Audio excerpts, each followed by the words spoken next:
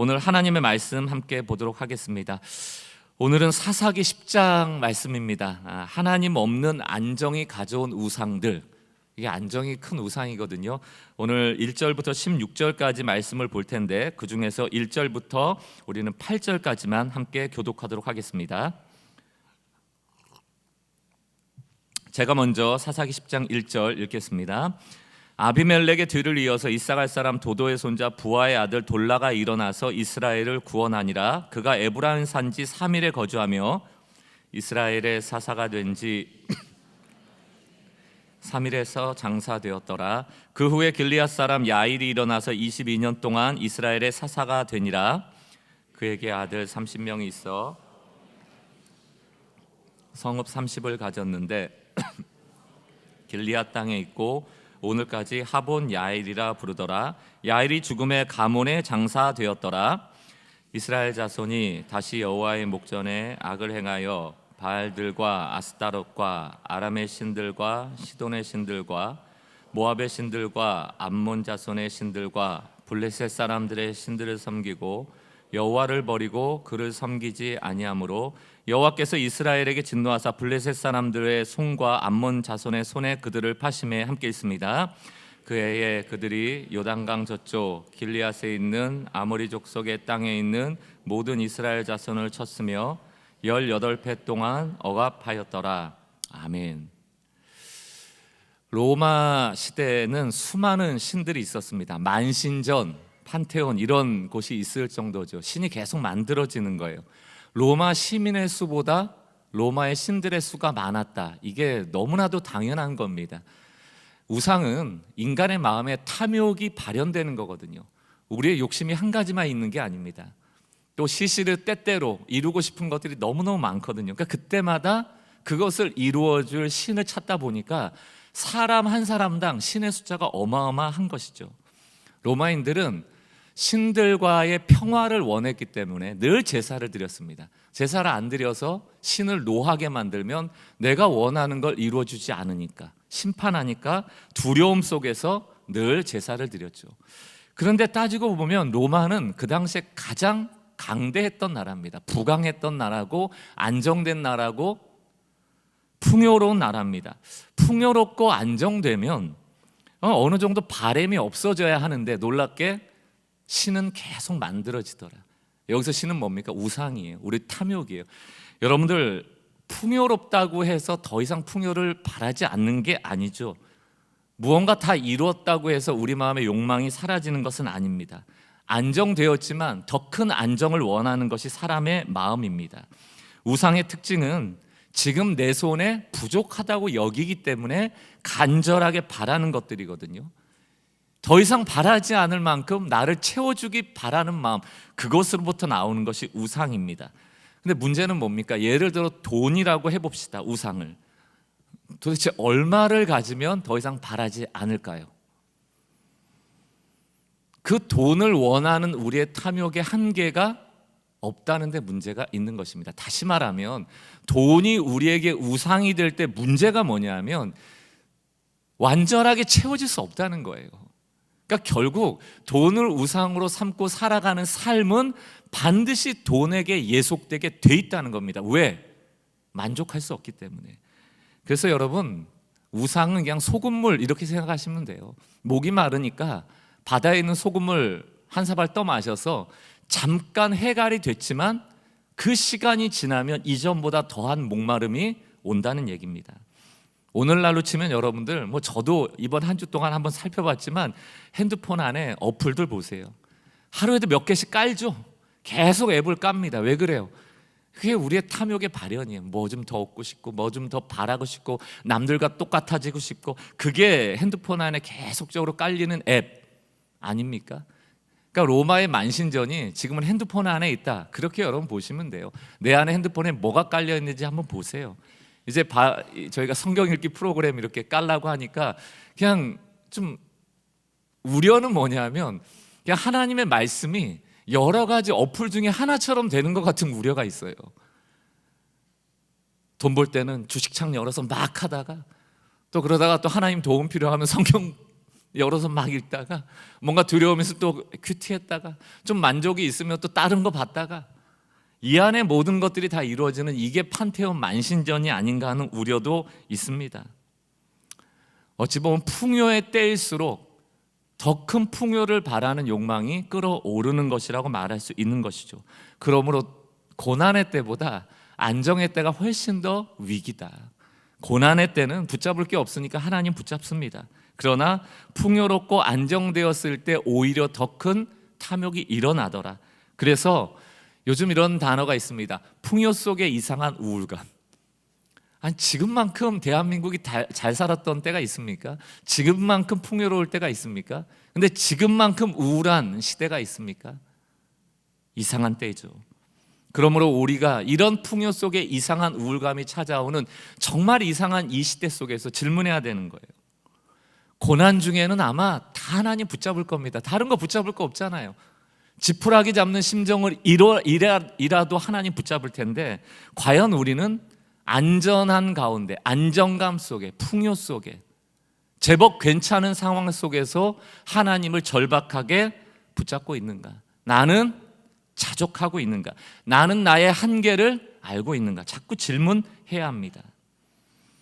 고난의 때 하나님 붙잡다가 안정할 때 넘어지는 경우가 성경에서도 허다하거든요. 오늘 사사기 10장은 바로 이 얘기예요. 안정된 것 같은데 위기더란 얘기입니다. 아비멜렉의 폭정, 지난주에 말씀드렸잖아요. 진짜로 왕이 되려고 했던 그 아비멜렉의 폭정기가 끝난 이후에 2명의 소사사가 나옵니다. 작은, 이 사사가 작다라는 의미가 아니고 성경의 분량이 작을 때 우리는 소사사라고 불러요. 선지서도 이사야가 대선지자라 할 때 정말로 이사야만 위대했던 게 아니고 성경의 분량이 많기 때문에 대선지자, 성경의 분량이 적기 때문에 소선지자 이렇게 분류를 한다면 오늘 등장하는 돌라라는 사사, 야일이라는 사사는 소사사예요. 왜냐하면 분량이 너무 작아요. 그런데 이 소사사는 아비멜렉의 폭정 뒤에 45년 동안의 평화가 있었던 시기를 묘사하고 있거든요. 그런데 놀랍게도 그 45년이라는 안정 이후에 이전보다도 더 많은 우상들이 이스라엘 백성을 지배하기 시작하거든요. 우리는 여기서 경고를 받아야 합니다. 안정된 것 같은데 그게 위기구나. 깨어있지 않으면 더 많은 우상들이 만들어지는구나. 오늘 이 말씀을 통하여서 혹시 내 안정된 심령 안에 찾아 들어온 우상들이 있지는 않은지 우리를 점검하는 은혜가 있길 바랍니다. 첫 번째는 돌라에 대해서 좀 살펴보려고 합니다. 사사기 10장 1절입니다. 아비멜렉의 뒤를 이어, 이제 아비멜렉의 폭정이 끝난 거예요. 왕이 되려고 형제들 70명이나 죽였잖아요. 피바람이 분 겁니다. 그게 이제 안정기에 들어온 거예요. 이어 이사갈 사람 도도의 손자 부하의 아들 돌라가 일어나서 이스라엘을 구원하니라. 그가 에브라임 산지 3일에 거주하면서. 좀 특징이 있죠. 몇 가지 특징 중에 하나가 원래 사사가 등장할 때는 뭐 미디안이나 블레셋 같이 외부의 압제가 있거든요. 하나님이 외부의 압제를 통하여 그들을 경고하셨거든요. 근데 지금은 외부의 압제가 없습니다. 아비멜렉 이후에 돌라가 일어났다 이렇게 돼 있어요. 그러니까 다시 말하면 이 사사의 역할은 내부를 정비하는 것이었겠죠. 아비멜렉 이후에 혼란스러웠던 그 이스라엘을 다시금 정비하는 역할이었을 것입니다. 근데 또 하나 눈여겨봐야 될 문장이 나오는데 부하의 아들 돌라가 일어났다 이렇게 돼 있어요. 사사는 원래 하나님의 영이 임함으로 하나님이 세우시죠. 그러나 여기에는 돌라가 스스로 일어난 거예요. 여기 주목하셔야 돼요. 이스라엘에게 지금 필요한 것은 아비멜렉 이후에 내부의 회복입니다. 무너진 공동체를 다시 추스르고 무질서해진 이스라엘을 안정시키는 일이 필요했습니다. 그때 누가 일어나요? 돌라가 일어나는데 어떻게 일어났다? 스스로 일어났다. 사실 이 문장만 가지고 이것을 긍정적으로 해석할지 부정적으로 해석할지는 선택의 문제인데요. 앞서 말씀드렸던 것처럼 45년 두 사람의 소사사가 통치한 이후의 현상을 보니까 이전에는 바알과 아세라라는 신, 가나안의 풍요의 신만 등장했는데 7개 우상이 나와요.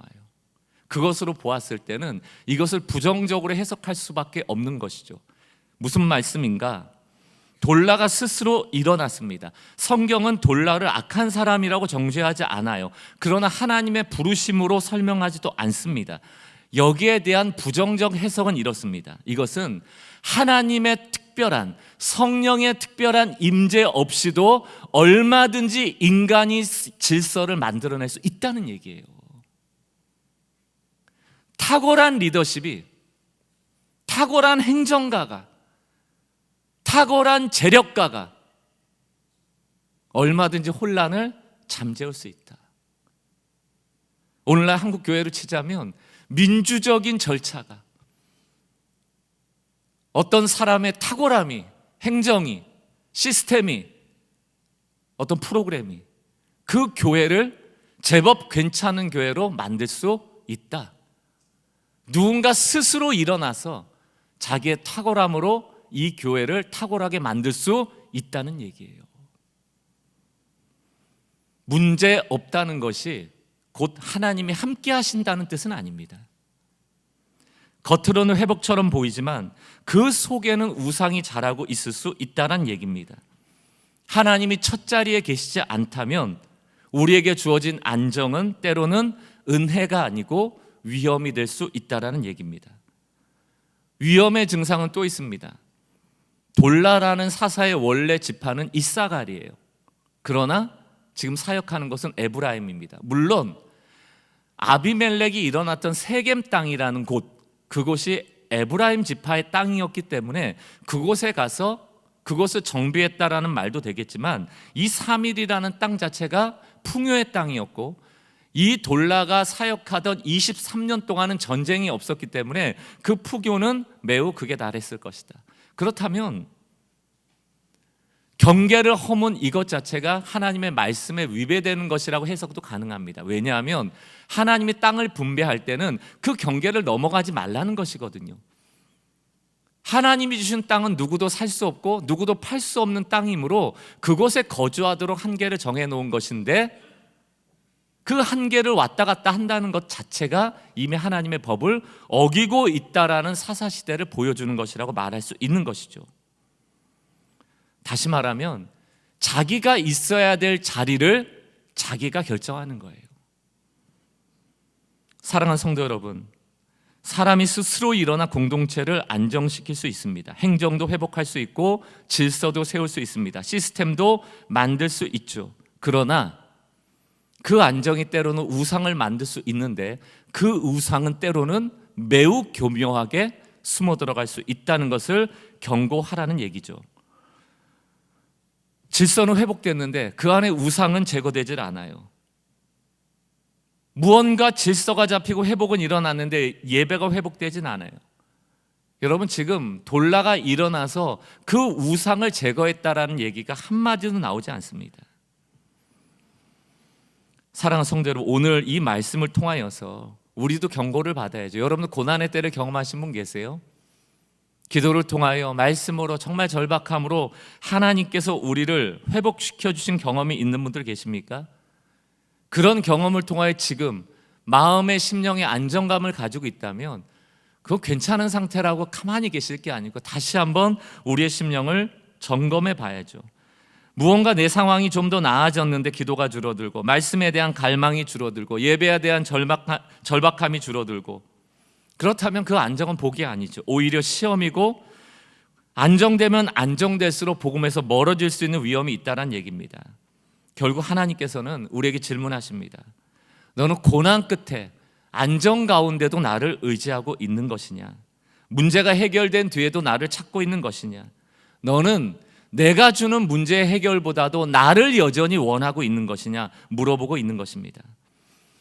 고난만 우리를 무너뜨리는 게 아닙니다. 때로는 안정도 우리를 무너뜨리는 것을 경고받는 것이죠. 야일도 마찬가지입니다.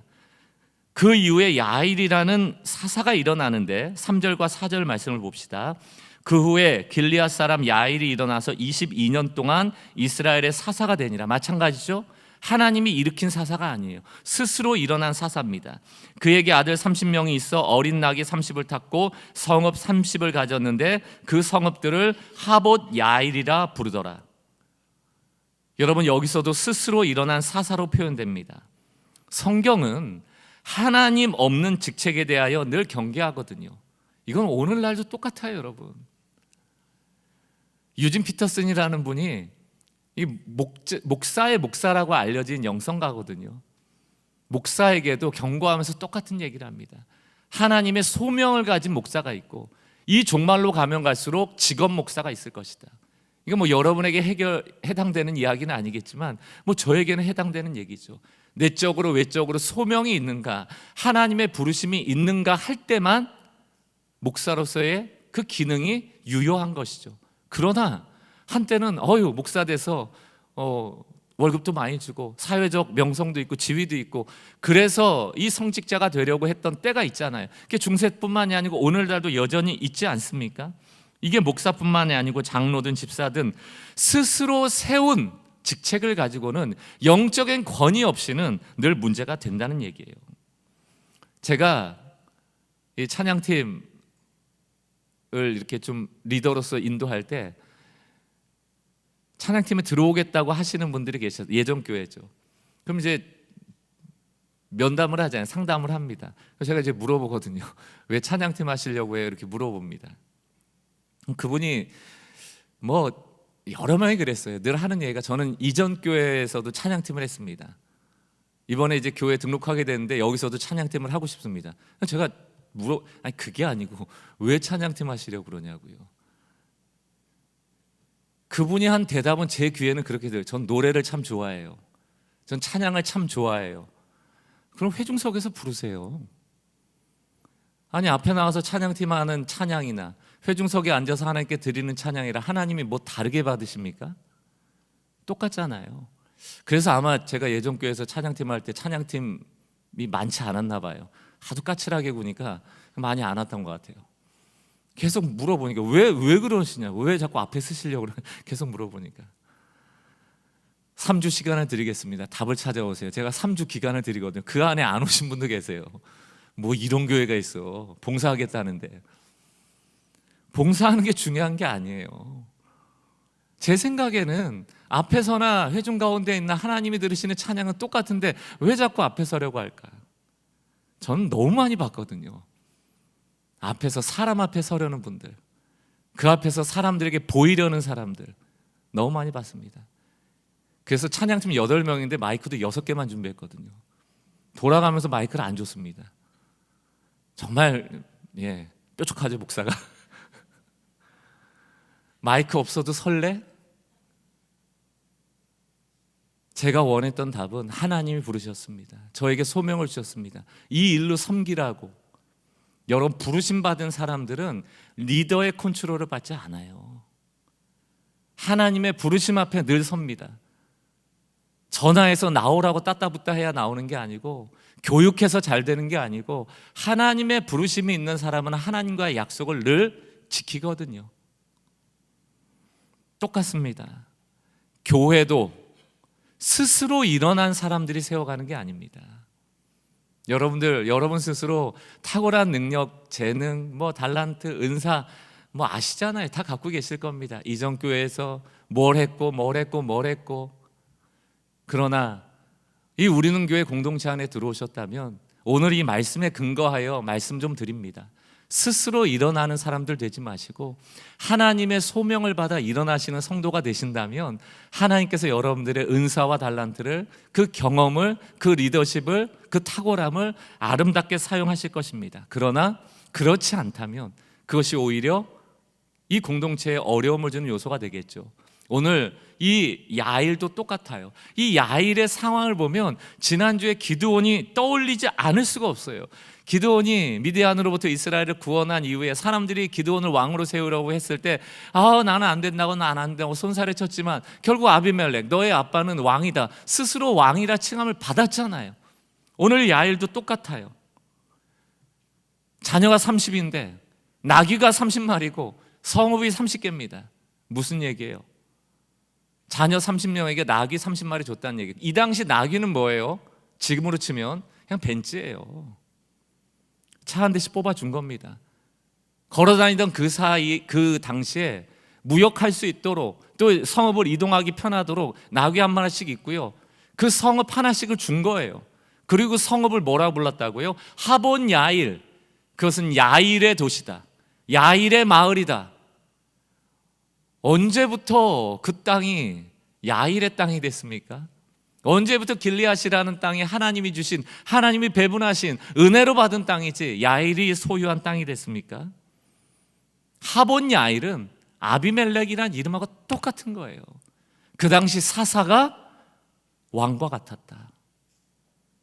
한국 교회는 똑같잖아요. 목사가 왕 노릇하다가 무너지는 것 아닙니까? 목사가 제왕적 권력과 지도력을 가지다가 무너지는 것 아니에요? 여러분들은 우리는 교회를 어떻게 소개하고 계십니까? 혹은 여러분들이 예전에 다녔던 교회를 어떻게 소개하고 계세요? 늘 숫자 얘기하죠. 이전에 내가 다니던 교회는 몇 명 모이는 교회였어. 내가 아는 목사는 이렇게 유명한 목사인데 내가 그 사람한테 뭐 결혼 주례를 받았어, 뭐 세례를 받았어. 그게 뭐 중요합니까? 그 사람한테 받으면 세례가 유효하고 어디 시골에 있는 목사님께 받은 세례는 무효한 겁니까? 우리 안에도 헤아리는 숫자가 있다고요. 30. 이 숫자가 우리에게 주는 상징성이 있거든요. 그 당시 30개의 성읍을 가졌으면요, 그건 도시예요. 그 도시의 왕이었다는 얘기예요. 우리의 자랑이 됩니까, 숫자가? 그 숫자가 예수로 충분하다라는 예수의 충분성을 오히려 가리우는 것이라면 그 숫자는 축복이 아니죠. 오히려 우상의 숫자가 되는 것을 경고받으셔야 되는 것이죠. 내 이름이 드러나고 내 자녀의 이름이 드러나고 내가 가진 소유가 드러나는 것, 이것이 바로 번영의 위험입니다. 그리고 났더니 사사기 10장 6절, 돌라와 야일이라는 사사가 스스로 일어나 45년 동안 평화로운 것 같았지만 결국 결과가 뭡니까? 1절부터 5절을 거친 이후 6절에 바로 나오는 게, 이스라엘 자손이 다시 여호와의 목전에 악을 행하여 바알들과 아스타롯과, 이때까지는 가나안의 풍요의 신만 섬겼는데 아람의 신들, 시돈의 신들, 모압의 신들, 암몬 자손의 신들, 블레셋 사람의 신들을 섬기고 여호와를 버려 그를 섬기지 않았다. 도대체 45년 동안 평화로웠는데 이스라엘 백성 그 평화 속에 무엇을 한 겁니까? 우상이 자라난 거예요. 아람과 시돈 북방입니다. 경제적으로 풍요, 무역하는 신이거든요. 모압과 암몬 동방의 신입니다. 군사력과 국가적 안전의 신이거든요. 서방으로는 블레셋, 강력한 철기 문화. 사방의 신들을 다 가져온 거예요. 사방의 신들을 다 끌어모은 겁니다. 안정하면 안정할수록, 풍요하면 풍요할수록 이 풍요를 지키고 더 풍요로워지고 더 안정하기 위하여 사방의 신들을 다 끌어모았던 것이 돌라와 야일의 45년이에요. 위장된 평화죠. 하나님이 주신 평화가 아니죠. 저는 괜찮다는 교회, 안정되게 보이는 교회일수록 위험한 이유가 여기에 있는 것이죠. 우리는 교회, 매우 위험한 교회일 수 있죠. 복음을 들어도 다 아는 거야. 아니, 목사님 늘 얘기하는 거야. 이제 몇 년만 지나보세요. 복음이 들려지는 게 점점 식상해질걸요. 복음 듣는 일에 게을러질걸요. 뭐 더 신선한 게 없나? 내 복을 채워주는 뭔가가 없나? 내 위로가 뭐가 없나? 저 목사님 맨날 왜 복음을 얘기할까? 내 삶에는 더 중요한 게 많은데 그것을 채울 수 있는 무언가가 왜 나에게 만족되지 않는가? 예배가 시들해질걸요? 여러분, 인도 같은 나라에 왜 선교가 어려운지 아세요? 복음을 전하면 받아들여 버리거든요. 받아들입니다.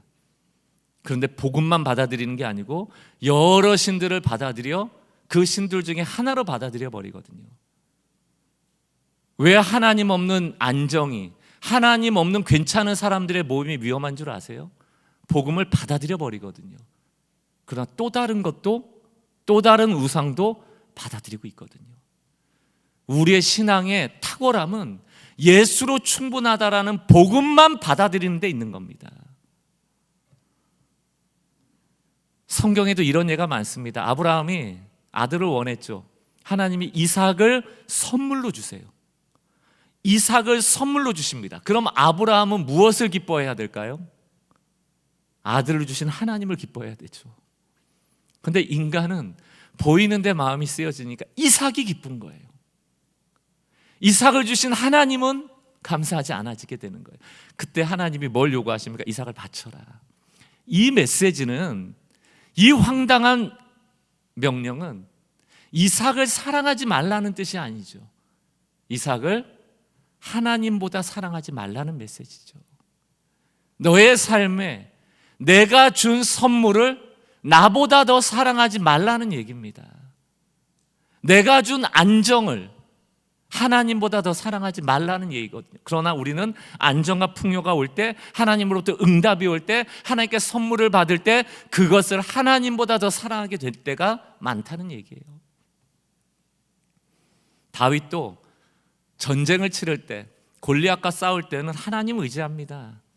얼마나 위험할 때입니까? 골리앗, 누구도 이길 수 없는 대상인데. 그런데 안정되어 왕좌에 이르고 그 말년에 평화로울 때 다윗은 범죄하는데 그 범죄가 바로 인구조사입니다. 내 왕국의 숫자가 얼마나 불어났는지, 내가 다른 적군들이 쳐들어왔을 때 우리 군사의 규모가 얼마나 많은지 헤아려 보고 싶은 거예요. 내 군사인 겁니다. 내 백성인 겁니다. 내 나라가 된 거예요. 하나님은 그 인구조사를 기뻐하지 않으십니다. 그 헤아린 숫자를 기뻐하지 않으십니다. 그 숫자가 이스라엘에 안정을 주는 것이 아니기 때문입니다. 전쟁은 사람의 많고 적음으로 승리를 얻어내는 것이 아니다. 다윗도 알았거든요. 그렇기 때문에 물맷돌을 가지고 골리앗과 싸웠던 것 아닙니까? 그러나 말년에 가니까 편해지니까 인구조사하는 거예요. 솔로몬도 처음 성전을 건축했을 때는 하나님이 이 성전에 머물러 주시고 나의 지혜가 되어 주셔야 됨을 늘 말했지만, 풍요로워지니까, 안정이 되어지니까 이방인의 아내들을 들여오잖아요. 결혼하잖아요. 그 아내와 함께 수많은 우상들이 들어오잖아요. 그 일이 다 언제 벌어집니까? 평안했을 때예요. 하나님 없는 평안이 가져온 우상들입니다. 누가복음 12장의 어리석은 부자, 곡식이 풍성해져요. 그러니까 창고를 더 많이 짓습니다. 그리고 스스로의 영혼에게 뭐라고 말합니까? 내 영혼아 평안히 쉬자, 내 영혼아 먹고 마시자, 즐거워하자, 이거 다 내 거야. 그때 하나님이 그 부자에게 뭐라고 말합니까? 어리석은 자예요. 어리석은 자예요. 이 밤에 내 영혼을 거두면 그 소유가 누구의 것이 되겠느냐? 안정이 은혜일 수 있지만, 그러나 그 안정이, 하나님의 선물이, 하나님의 축복이 하나님을 잊게 만든다면 그것은 은혜가 아니고 우리를 우상으로 빠뜨리는 덫이 됩니다. 번영은 선물일 수 있지만 그 번영이 하나님보다 더 소중해지면, 숫자는 은혜일 수 있지만 그 숫자가 그 숫자를 주신 하나님보다 더 커진다면 그것은 우상이죠. 이제 이후에 참 놀라운 일이 벌어집니다. 하나님은 이 백성을 드디어 외부의 압제에 노출시키시죠. 10장 10절 이스라엘 자손이 여호와께 부르짖어 이르되 우리가 우리 하나님 버리고 바알들을 섬김으로 주께 범죄한나이다. 블레셋 암몬이 또 들어와서 압제하니까 지금 또 꼬리 내리는 거예요. 그러나 이거 진짜 회개일까요? 이스라엘은 하나님을 구하는 기도를 안 해요. 하나님께 이 압제로부터의 구원을 원한다고요. 이게 한두 번이 아닙니다. 하나님은 치를 떱니다. 게다가 지금 바알을 섬겼습니다만 지금 회개하고 있죠. 앞서 몇 가지 우상이 있었습니까? 7가지가 있어요. 본인의 범죄의 크기를 모르고 있다. 하나님이 10장 13절 14절 뭐라고 말씀하십니까? 종교적 언어, 늘 했던 언어에 속지 않으세요. 너희가 나를 버리고 다른 신들을 섬기니 그러므로 내가 다시는 너희를 구원하지 아니하리라. 가서 너희가 택한 신들에게 부르짖어 너희의 환난의 때에 그들이 너를 구원하게 하라. 우리에게도 질문하는 겁니다. 돈이 너를 구원하게 해. 너가 그토록 의지했던 그 사람이 너를 구원하게 해. 근데 다 왜 하나님께 나옵니까? 돈 때문에 망했거든요. 그 사람한테 배신당해서 망했거든요. 내가 그렇게 지키려 했던 그 건강 때문에 그 아픔을 통해서 내가 지금 고난받고 있거든요. 내가 다 의존했던 것으로부터 다 배신당해서 괴로워하는 거 아닙니까? 그러니까 하나님이 뭐라고 그래요? 너가 다시 그 우상들에 가서 너를 구원하라고 말해봐 라고 지금 말씀하시는 것이죠. 내가 바라던 신들에게 가서 구원을 요청해라. 불가능하겠죠? 이 다음부터 우리가 믿는 하나님이 어떤 하나님인지 실체가 보여집니다. 16절로 가보세요. 우리 같이 한번 읽어보겠습니다. 시작. 자기 가운데에서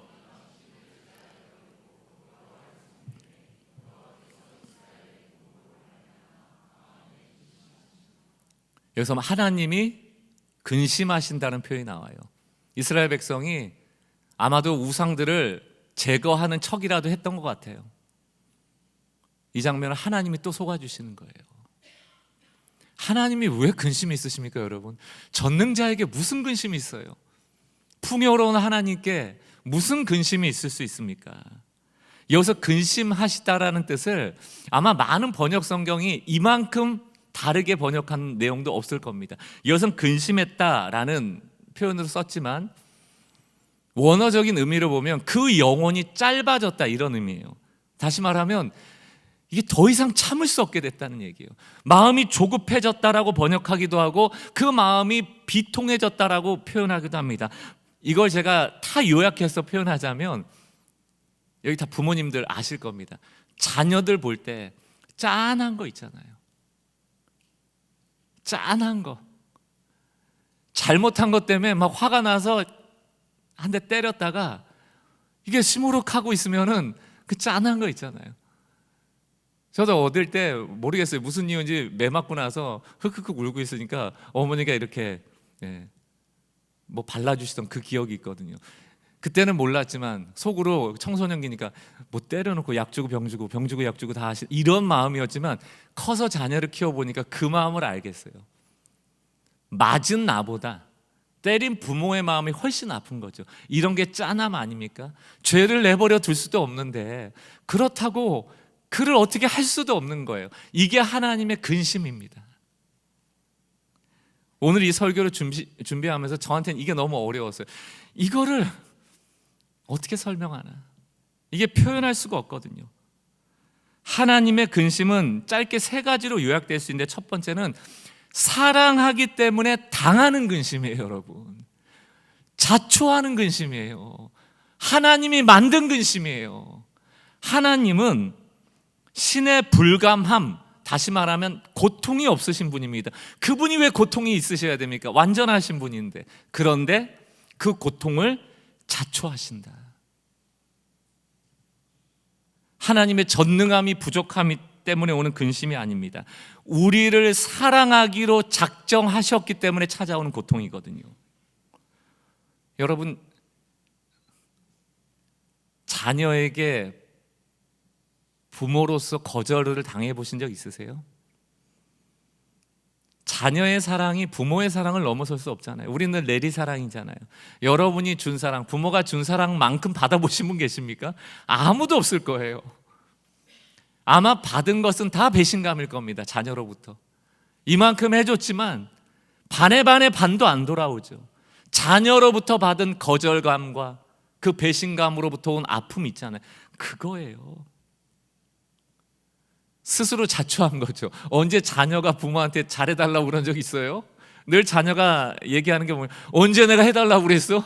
언제 내가 도와달라고 그랬어? 그런 얘기 들어볼 때 어때요? 무너지죠. 스스로 자초한 거잖아요. 애들 싹 버리고 나만 잘 살 것 같으면 세상 편하죠. 자식만 없어도 얼마나 편하겠습니까? 사랑하기 때문에 자초한 근심이에요. 두 번째는 거룩함과 하나님의 사랑에 대한 거대한 충돌입니다. 이게 근심으로 오는 거예요. 공의, 거룩함은 뭡니까? 죄를 내버려두면 안 되는 거예요. 하나님 거룩하기 때문에 죄를 내버려둘 수 없어요. 그러니까 블레셋을 미디안을 통하여 그들을 압제하는 겁니다. 그러나 사랑하는 거예요. 그 압제를 통하여 다 멸절할 수는 없는 겁니다. 또 구원해 내야 되는 거예요. 지금 이스라엘 백성이 주님 살려주세요 할 때 저 살려달라는 것이 가짜 회개인 줄 알면서도 내버려둘 수는 없는 겁니다. 하나님의 근심은 죄를 심판해야 하는 거룩한 공의와 죄인을 살려내야 되는 불타는 사랑, 충돌하는 거예요. 그러니까 마음이 뭔가 타오르는 거예요. 내버려두면 안 되는데, 이 거룩한 딜레마가 바로 하나님의 근심이죠. 세 번째는 이것으로부터 잉태된 게 바로 십자가입니다. 이 근심이 있었기 때문에 우리에게 십자가가 주어진 거예요. 사사들로는 이 긴장감이 해결될 수 없죠. 사사가 또 미디안으로부터 블레셋으로부터 암몬으로부터 또 구원해 내는 데 쓰임 받을 겁니다. 그러나 이들을 완벽하게 우상으로부터 구원해 낼 수는 없죠. 하나님은 그 백성을 징계하고 정죄하고 심판하는 방법 대신에 하나님의 근심의 근원이 되는 그 죄의 문제를 스스로 짊어지신 것입니다. 그게 십자가죠. 사사기 20장의 하나님의 근심은 수천 년 뒤에 겟세마네 동산에서 예수님의 근심으로 표현됩니다. 겟세마네에서 뭐라고 말씀하십니까? 내 마음이 매우 고민하여 근심하여 죽게 되었다. 그것이 나의 죽음에 대한 근심이겠어요? 이게 오늘 하나님의 근심이에요. 땀방울이 핏방울이 되도록 기도하셨던 예수님의 근심, 이 근심을 해결하기 위해 십자가를 기꺼이 지신 것이죠. 이 십자가를 통하여 하나님은 공의를 이루시고 사랑도 완성함을 통하여 우리에게 죄로부터, 사단으로부터, 우상으로부터 자유케 하는 은혜를 허락하신 것입니다. 내가 다시는 너희를 구원하지 않겠다 냉정하게 선언하신 것 같았지만 결국은 자녀의 신음소리를 들으시면서 더는 못 참겠다, 더는 못 보겠다, 가슴이 타들어가는 심정으로 그들을 다시금 구원해 내시는 것입니다. 사랑하는 성도 여러분, 오늘도 주님께서는 우리에게 초대하시는 것이죠. 이 사랑 안으로 들어오란 얘기예요. 내가 너희를 책임지겠다 말씀했다면 너희도 우리도 하나님만으로 충분합니다라고 반응하는 자녀가 되기를 바라시는 것입니다. 결론은 맺습니다. 지금 밖에서도 판매하고 있는 책이지만 왜 당신은 절반의 삶에 머물러 있는가? 그 책 안에 보니까 이런 문구가 있더라고요. 우리는 자라면서 나는 충분하지 않다라는 말을 너무 많이 들었다. 그 말이 쌓여서 어느 순간 사실이 되었다. 여러분, 이게 우상들이 늘 우리에게 들려주는 거예요. 너 충분하지 않아. 지금으로 충분하지 않아. 너 지금 가진 돈으로 충분하지 않아. 지금 가진 안정으로 충분하지 않아. 지금 가진 풍요로 충분하지 않아. 너 자녀들 지금 같은 공부 성적으로 충분하지 않아. 늘 충분하지 못하도록 하니까 우리는 움직여야 되는 거예요. 계속 움직여야 되는 거예요. 뭔가를 해야 되는 거예요. 뭘 찾아야 되는 거예요. 쉼이 없는 겁니다. 부족하지 않은데, 하나님이 이미 계신데, 그분이 아버지가 되시는데 우리는 움직여야 되는 겁니다. 자녀는 머물러도 되는데 종이 되니까 움직여야 되는 거예요. 우상은 끊임없이 우리를 노예로 만듭니다. 여러분, 부자의 기준이 뭐예요? 어떤 사람은 한 10억 정도는 자산이 있어야 된답니다. 또 어떤 사람의 기준은 한 70억 정도는 가져야 된대요. 여러분, 얼마나 갖고 계십니까? 옆 사람하고 늘 비교하죠. 그 옆 사람에 근거하여 부의 기준이 생기죠. 그러나 전 세계 평균을 보자면 연봉 2천이면 부자인 거예요. 그만큼 빈부의 격차가 크고 그만큼 대한민국은 풍요롭습니다. 그럼에도 불구하고 우린 부자가 아니래요. 우린 부족하대요. 그리고 우상을 찾아 떠나는 여행을 멈추지 않는 겁니다. 나는 여전히 부족해. 넌 충분하지 않아. 더 움직여야 돼. 자녀들을 향하여서 넌 더 움직여야 돼. 넌 부족해. 이성적으로는 안 돼. 하나님이 함께 하시는데요. 우리 자녀들에게 하나님의 완벽하심을, 이 완전하심을, 이 참지 못하시고 우리를 향한 근심을 알려줘야죠. 너 충분해. 조금 멈춰도 돼. 쉬어도 돼. 왜 이런 얘기가 신앙 안에서 있지를 않는가? 말씀을 맺으며 사무엘상 5장 말씀을 드립니다. 블레셋이 이스라엘과 전쟁에서 이긴 다음에 여호와의 법궤를 가지고 와서 블레셋 다곤의 신전에 둡니다. 블레셋 마음은 뭐예요? 우리가 이스라엘이 이겼다? 이스라엘 신 별것도 아니네? 블레셋의 신전 다곤 앞에 둔 거예요. 그랬더니만 사무엘상 5장 3절과 4절 말씀을 보니까 이런 일이 일어납니다. 아스돗 사람들이 이튿날 일찍 일어나 본즉 다곤이 여호와의 궤 앞에서 엎드려져 그 얼굴이 땅에 닿았는지라. 높이 솟은 다곤의 신상의 머리가 여호와의 법궤 앞으로 내려왔다는 얘기입니다. 그 이튿날 아침에 그들이 일찍 일어나 본즉 다곤이 여호와의 궤 앞에 또다시 엎드려져 그 머리와 두 손목은 끊어져 문지방에 있고 다곤의 몸뚱이만 남았더라. 여러분, 여러분의 우상을 끄집어내는데 방법이 다른 게 없습니다.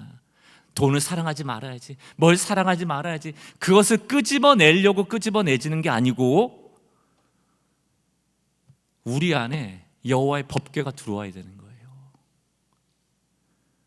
우상은 우리의 왕좌를 차지하고 있는 겁니다. 왕을 바꿔야만 사라지는 거예요. 왜 우리가 7, 8월 동안 이렇게 어플을 통해서라도 다시 큐티를 하고 다시 말씀을 읽고, 여러분 창세기부터 안 읽어도 돼요. 오늘이라도 그냥 오늘 주어지는 말씀이 신비하게 우리를 이끌어 가거든요. 말씀의 법궤가 우리 안에 들어올 때 다곤의 신상은 그 말씀 앞에 무릎을 꿇는 겁니다. 하나님을 왕좌에 두지 않고 여전히 풍요를 꿈꾸면서 돈 없어져라, 우상 나와라, 우상 없어져라, 주여 우상을 없애주세요. 하나님께서 우리에게 주시는 답은 하나예요. 나를 너의 왕좌로 복구시켜라. 사랑하는 성도 여러분, 오늘 말씀을 정리하면서 주님이 우리에게 뭘 물어보세요? 너는 풍요의 때도 나를 붙잡고 있냐? 하나님의 말씀이라는 법궤가 너의 왕좌를 지배하고 있냐? 그 물어보시는 거예요. 사람으로 이 교회를 세워갈 수 없습니다. 말씀만이, 복음만이 이 교회의 중심부를 완벽하게 붙잡고 있을 때 복음으로부터 나오는 것들, 하나님의 영으로부터 나오는 것들이 가장 아름다운 열매를 맺게 되는 것입니다. 우리는 교회가 복음에 게을러지고 진리에 게을러지는 교회가 아니고, 나는 복음으로 충분합니다. 난 예수로 충분합니다. 하나님 늘 나의 왕좌에 법궤로 역사해 주셔서 우리 마음에 들어오는 우상들이 그 창조주 앞에 무릎 꿇고 무너지는 역사가 보여질 수 있도록 주님 인도하여 주옵소서. 이것이 우리의 기도의 제목 되길 주의 이름으로 축원합니다. 오늘 비준비하신이라는 찬양을 함께 올려드리며 우리의 기도를 하나님 앞에 올려드리기 원합니다. 우리가 할 수 있는 일이 없을 때가 많아요. 비를 주고 해를 주고 열매 맺게 하는 것은 하나님의 소관입니다. 비를 내리시는 것, 먹구름을 바라보며 좌절하지 말고 그것이 바로 우리를 위하여 비준비하시는 늦은 비와 이른 비의 역사임을 믿고, 하나님의 통치가 있구나, 우리가 그분 앞에 반응하는 것은 찬양입니다. 우리가 이 찬양을 통하여 하나님께 영광 돌리길 원합니다.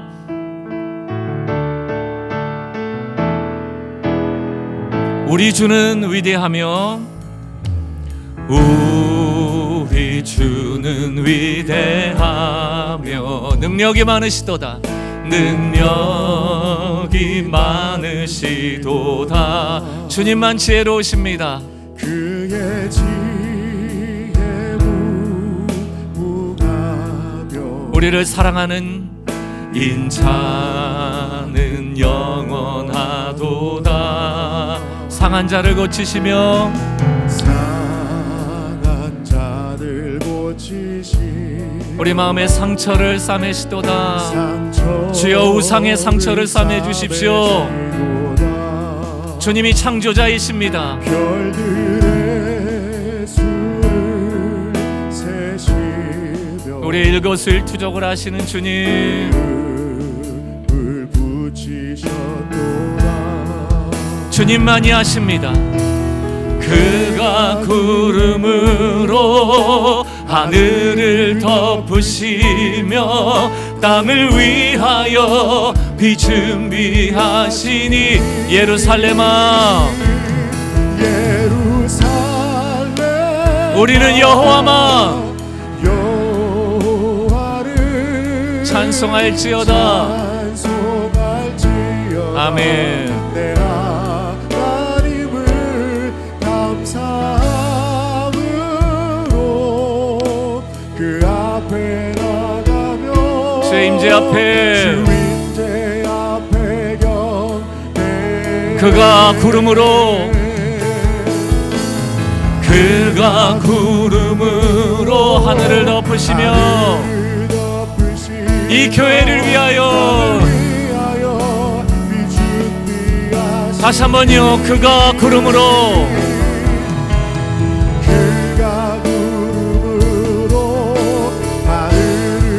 우리의 가정과 일터와 학교를 위하여 우린 주님만 찬양합니다. 예루살렘아 여호와를 찬송할지어다. 내 하나님을 감사함으로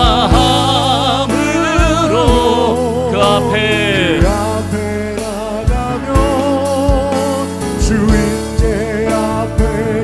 다시 한번 높여드립니다. 예루살렘아 주님만 높일지어다. 예루살렘아 여호와를 아멘 아멘. 찬송할지어다. 내 하나님 내 하나님을 감사함으로 그 앞에 날마다 나갑니다. 그 앞에 나가며 공동체의 고백으로 선포합니다. 예수로 충분합니다. 예수로 충분하다.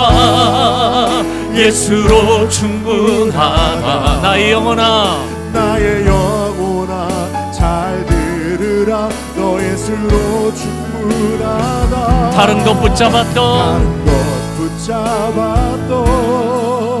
너의 손을 거두어 예수의 옷자락만 붙잡으라. 아멘.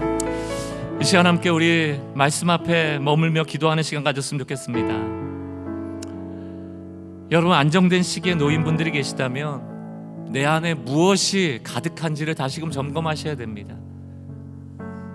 돈이라는 다곤, 풍요라는 다곤, 더 높아지려는 다곤, 야일과 같이 30 숫자라는 다곤, 그 신상이 우리를 자리 잡고 있다면 그곳에 여호와의 법궤를 모셔드리십시오. 말씀을 모셔드리십시오. 하나님이 주시는 선물들의 마음 매이지 말고 그 선물을 주시는 하나님께 마음을 쓰십시오. 그리고 우리를 향한 하나님의 그 근심, 자초하신 근심에 대한 깊은 묵상이 한 주간 있었으면 좋겠습니다. 우리를 얼마나 사랑하시고 얼마나 책임지려 하시는지, 그 하나님의 사랑으로 얼마나 충분한지, 내 영혼이 충만하길 원하시는지, 그것이 충분하고 충만하여 우리 자녀에게 배우자에게 넘쳐야 나야 우리가 속한 공동체들이 복음의 열매들을 맺어가는 것 아닐까요? 오늘 주신 말씀 붙잡고 오늘 주신 마음 가지고 주님의 임재 앞에 머물러 있겠습니다.